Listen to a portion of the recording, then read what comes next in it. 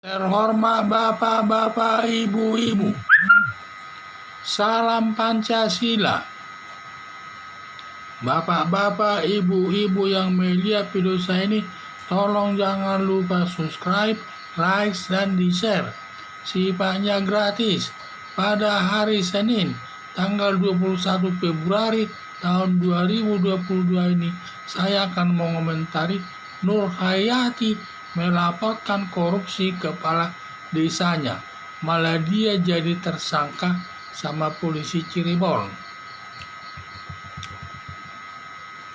Nur Hayati selaku bendahara kepala desa Cirebon, semua uang pembangunan kepada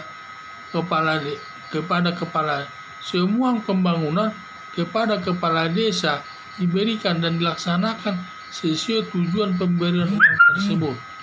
Ternyata uang yang diberikan kepada kepala desa tidak ada digunakan untuk membangun desa. Berbagai bahan pembangunan tersebut tidak ada yang melaksanakannya. Selanjutnya Nur Hayati melaporkan ke polisi bahwa kepala desanya melakukan korupsi, malah yang dijadikan tersangka dengan tuduhan turut serta memperkaya kepala desa. Nur Hayati tidak bisa disalahkan memberikan uang kepada kepala desa karena tugasnya sebagai bendahara. Sesuai aturan hukum, semua uang proyek, uang desa harus diserahkan kepada kepala desa karena tugasnya. Nur Hayati kalau dituduh turut serta memperkaya kepala desa, kalau ada buktinya, setiap menyerahkan anggaran kepada kepala desa, ada diberikan uang dari kepala desa kepada Nur Hayati. Kalau tidak ada, tidak boleh dituduh turut serta. Tetapi Nur Hayati turut serta melakukan korupsi atas petunjuk dari jaksa peneliti perkara dari Kejaksaan Negeri Cirebon kepada polisi Cirebon tersebut. Kejaksaan Agung RI dalam bidang pengawasan atau Kejaksaan Tinggi Jawa Barat bidang pengawasan memeriksa jaksa penyidiknya. Apa buktinya memberikan petunjuk Nur Hayati turut serta melakukan korupsi yang didukung dengan 2 alat bukti. Kalau tidak benar memberikan sanksi administrasi, tidak boleh menangani setiap perkara selama 2 tahun agar tidak seenaknya meneliti perkara. Kalau Nur Hayati benar mengajukan gugatan ke pra-peradilan kepada polisi Cirebon dan Kejaksaan Negeri Cirebon ke Pengadilan Negeri Cirebon untuk diperiksa perkara tersebut.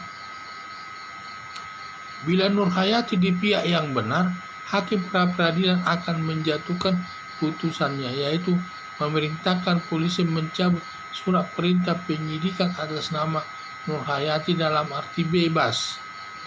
Gugatan pra-peradilan yang diajukan ke pengadilan sebelum jaksa melimpahkan perkaranya ke pengadilan dan belum diadakan pemeriksaan pokok perkaranya.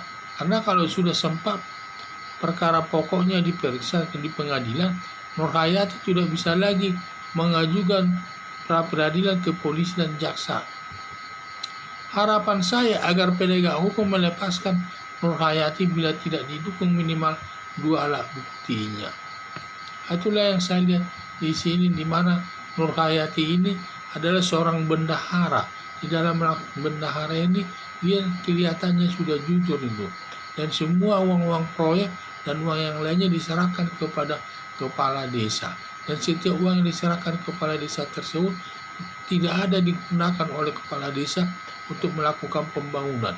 Kan bendahara pasti tahu uang diberikan untuk apa, dan juga dilihat di lapangan di mana kepala desa tidak melaksanakan pembangunan daerahnya tersebut sesuai uang yang diberikan. Akhirnya Nur Hayati ini melaporkan kepala desanya ke polisi, dan ternyata setelah diperiksa polisi malah dia dijadikan tersangka turut serta. Kalau turut serta dia ikut, harus ada buktinya pada saat dia memberikan uang itu kepada kepala desa, kepala desa ada memberikan sejumlah uang kepadanya untuk dinikmatinya sendiri.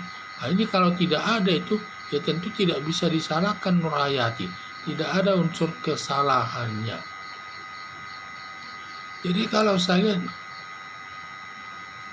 jadi seharusnya kalau sebaiknya Nur Hayati mengajukan gugatan pra peradilan ke Pengadilan Negeri Cirebon dan mengajukan gugatan kepada polisi Cirebon dan juga jaksa Cirebon tersebut untuk diperiksa dan secepatnya diajukan pra peradilan tersebut.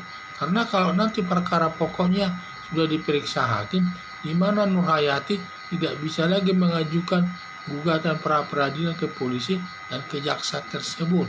Jadi supaya dapat diperiksa lagi, supaya cepat-cepat Nur Hayati mengajukan gugatan pra peradilan kepada Pengadilan Negeri Cirebon terkait dengan gugatannya kepada polisian dan jaksa tersebut.